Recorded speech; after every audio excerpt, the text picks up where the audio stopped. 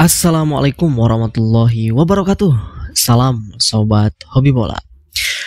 Kurang lebih sekitar 1 jam lagi kita akan menantikan kick off Indonesia melawan Filipina. Tentu ini adalah partai terakhir di grup B Piala AFF atau yang sekarang dikenal yaitu adalah ASEAN Mitsubishi Electric Cup, di mana tentu adalah pertandingan yang menentukan bagi kedua tim, ya khususnya bagi kita Indonesia untuk bisa lolos ke babak semifinal ya. Nah, tentu jika kita berbicara head to head, pastinya kita sudah sering sekali bertemu dengan Filipina ini, bahkan dari dulu-dulu secara head to head 27 kali kita sudah bertanding dengan Filipina dan 21 laga kita berhasil memenangkan dan sisanya berakhir dengan imbang, dan kita juga pernah mengalami kekalahan ya. Ketika Indonesia bertemu dengan Filipina itu dulu-dulu Indonesia selalu identik dengan mudah, dan tentu Indonesia selalu memenangkan pertandingan dengan skor-skor yang sangat besar gitu. Tetapi di 2 dekade terakhir ini Filipina selalu bisa menyulitkan Indonesia. Mereka benar-benar telah bertransformasi sepak bola mereka ke arah yang lebih baik. Itu dimulai pada tahun 2010 ke sini. Dimulai daripada tahun 2010 mereka melakukan proses naturalisasi secara besar-besaran, karena juga mereka merupakan negara yang memperbolehkan para pemainnya atau warga negaranya itu menggunakan dual paspor ya, kalau tidak salah, dui kewarganegaraan. Jadi mungkin itu sangat mudah bagi mereka untuk bisa memanggil para pemain naturalisasi mereka, para pemain keturunan mereka untuk bermain di timnas Filipina gitu. Bahkan ketika kemarin di kualifikasi Piala Dunia round 3, Filipina ini cukup merepotkan timnas Indonesia juga gitu. Ketika di pertemuan pertama kita ditahan imbang, lalu ketika di pertemuan kedua kita berhasil memenangkan pertandingan dengan skor yang cukup tipis 2-0. Dan bahkan ketika Piala AFF 2014 kalau tidak salah ya, kita waktu itu dibantai 4-0 kalau tidak salah. Lalu juga di Piala AFF 2018 kita juga kalah kalau tidak salah dari Filipina. Jadi memang di akhir-akhir ini, ya 2 dekade terakhir lah pokoknya, Filipina itu selalu menyulitkan timnas Indonesia. Tetapi di Piala ASEAN Championship ini, baik Indonesia maupun Filipina itu sama-sama tidak menurunkan skuad terbaiknya atau skuad seniornya ya.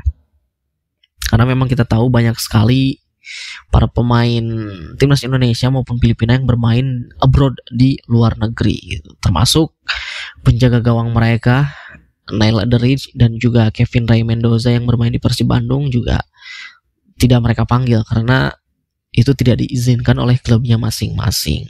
Begitupun juga dengan Indonesia juga. Tapi secara persiapan tentu Indonesia lebih diuntungkan. Yang pertama pastinya Indonesia bermain di kandang. Tentu ini membuat tambahan suntikan percaya diri bagi timnas Indonesia bermain di hadapan beberapa puluh ribu supporter timnas Indonesia. Dan tentu yang kedua yaitu proses recovery yang lebih lama waktunya daripada timnas Filipina.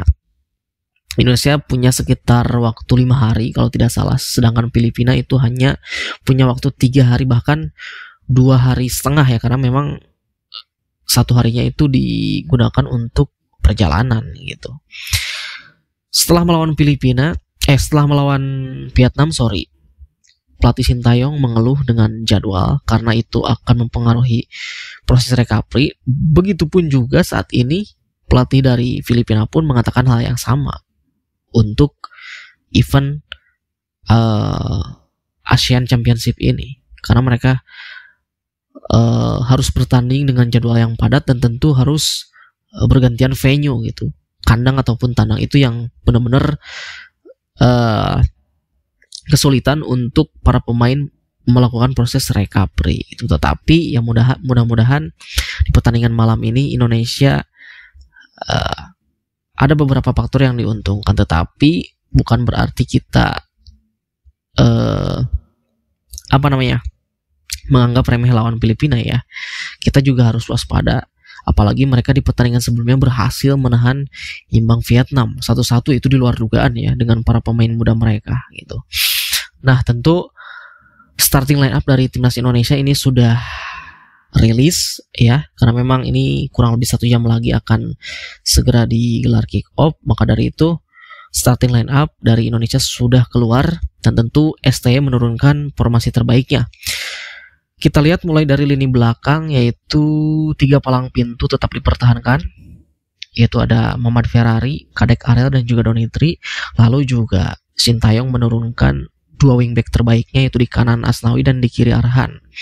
Sementara ini sepertinya menggunakan formasi 3-5-2 ya, menurut saya ini.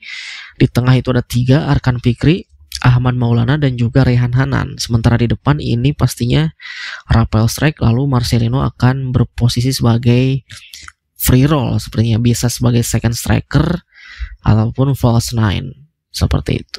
Saya harap sih tadinya Detan ya, Detan bersama Strike di lini depan, lalu di belakangnya yaitu ada Marcelino gitu. Tetapi ya mudah-mudahan nanti Detan disimpan di babak kedua untuk bisa mengobrak-abrik dari sisi sayap dari Filipina ya.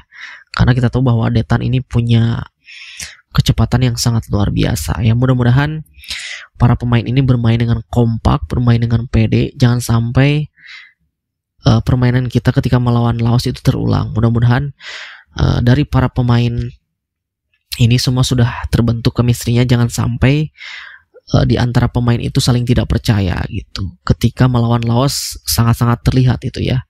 Dan tentu biasanya Sintayong itu selalu punya cara ketika dalam keadaan terjepit seperti saat ini ya.